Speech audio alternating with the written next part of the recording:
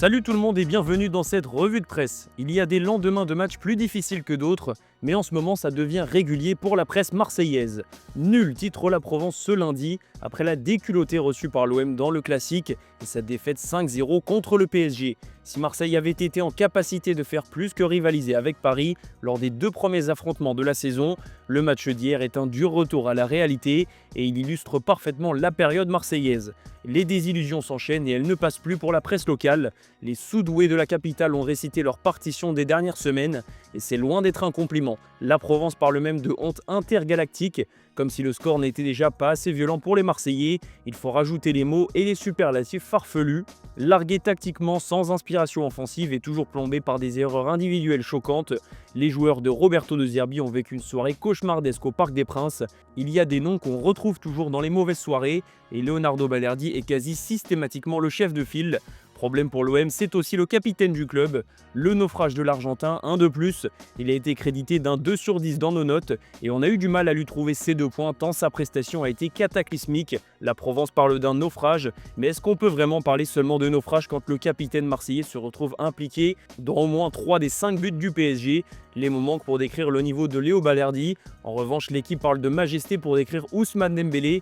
Parce que si l'OM a été ridicule, le PSG de son côté a très bien fait son travail et on avait même l'impression qu'il en restait sous le pied. D'ailleurs, Geoffrey Delange peut remercier ses poteaux et sa barre qui ont été touchés à 4 reprises. Le Ballon d'Or a remis les pendules à l'heure en inscrivant un doublé, dont un deuxième but magnifique où il a mystifié notre ami argentin qui avait sûrement une mèche à recoiffer. Même la presse espagnole souligne la performance de l'ancien Barcelonais. En plus de Dembélé, Kvaratskhelia et Likangui non marqués, ainsi qu'un but contre son camp de Facundo Medina. Il faudra tout de même souligner le fait de jeu qui aurait peut-être pu changer le cours de cette première mi-temps. Le carton jaune très orangé reçu par Vitinha pour un pied très haut sur Léo Balerdi. Cette fois, l'Argentin a surtout été victime d'un arbitrage très clément, même si ce fait de jeu a vite été oublié vu l'écart de niveau entre les deux équipes. Roberto De Zerbi, lui, a tenté d'expliquer ce fiasco de plus. Je demande pardon aux supporters et j'en parlerai avec Pablo Longoria et Mehdi Benassia pour comprendre ce qu'on peut faire. Il faut comprendre pourquoi on fait un match comme ça quand on vient ici à un match différent à Lens ou Rennes. Ousmane Dembélé de son côté n'a pas caché sa joie après la large victoire du PSG. Ouais, je pense que demain matin les supporters vont se réveiller avec la banane et nous on est content du travail qu'on a fait sur ce match-là et on va avoir d'autres matchs importants. Et on va essayer de répondre présent. La deuxième partie de saison, elle est importante pour nous. Oui, c'est ça. Après, je trouve qu'on a bien négocié la première partie de saison parce que la saison dernière était beaucoup plus difficile. Et voilà, on sait que les moments importants vont arriver. Et voilà, que ce soit en championnat ou en Ligue des Champions, on a Lens qui sont toujours là derrière. Et voilà, on va donner le maximum pour emporter. Dans le reste de notre belle Ligue 1, match nul 0-0 entre Nice et Monaco pour le derby de la Côte d'Azur. Même score entre Auxerre et le Paris FC dans le match de la peur. Le Havre a fait tomber Strasbourg à domicile 2-1 et Angers a confirmé en battant Toulouse 1-0. Allez, on prend la direction de l'Angleterre où tout reste à jouer comme le titre le Daily Star. Match de gala hier entre Liverpool et Manchester City et ce sont les Sky Blues qui ont fini par l'emporter 2-1.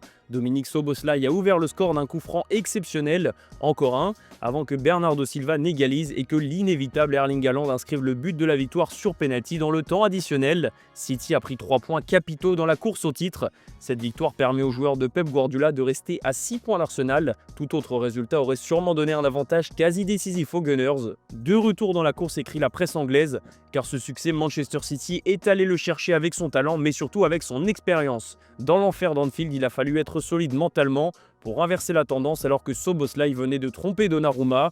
Les Sky Blues restent en vie dans cette première ligue comme l'écrit le Daily Mail et ils mettent la pression sur Arsenal parce qu'ils ont l'expérience de ce type de scénario. Ils auraient même pu voire dû l'emporter 3-1 si l'arbitre n'avait pas voulu revenir sur cette séquence folle en fin de match.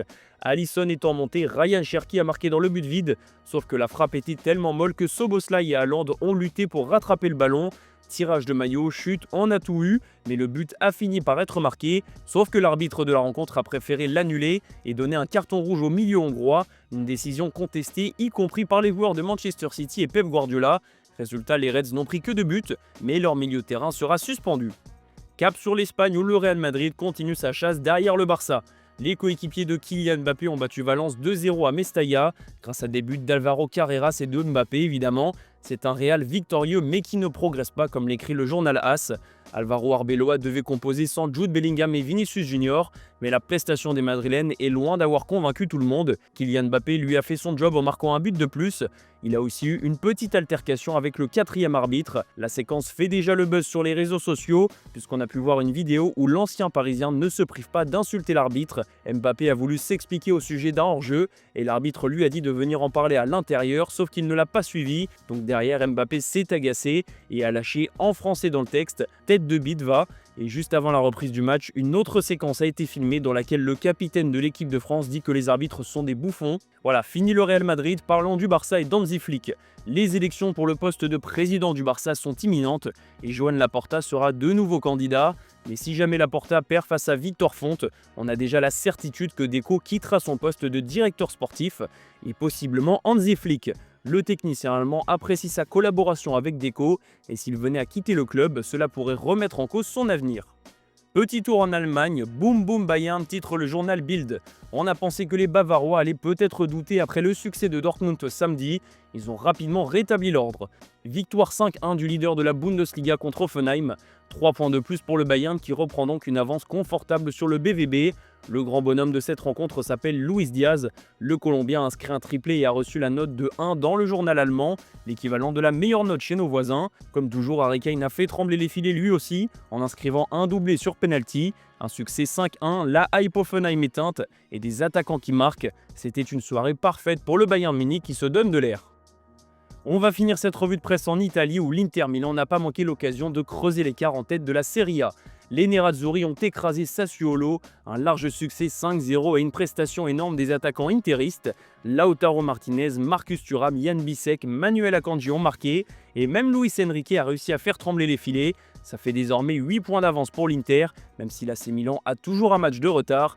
La lutte pour le titre a été serrée pendant longtemps, mais une équipe semble enfin se détacher. Derrière, la Juventus tente de s'accrocher et elle se contentera sûrement de ce nul 2-2 contre la Lazio. La vieille dame était menée 2-0 à domicile, avant de réussir à revenir au score grâce à McKennie et Kalulu, qui a égalisé à la 96e minute.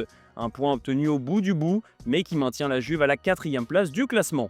Ce soir, l'AS Roma reçoit l'Udinese, un match important pour le club de la Louve qui marque le coup ces derniers temps. Il va falloir gagner à domicile pour au moins revenir à hauteur de la Juventus qui a 3 points de plus, mais une bien meilleure différence de but. La Roma sait quoi faire si elle veut continuer à lutter pour le podium. Voilà les amis, c'est la fin de cette revue de presse, merci de l'avoir regardé, et comme toujours, on se retrouve en fin d'après-midi pour le JT Foot Mercato.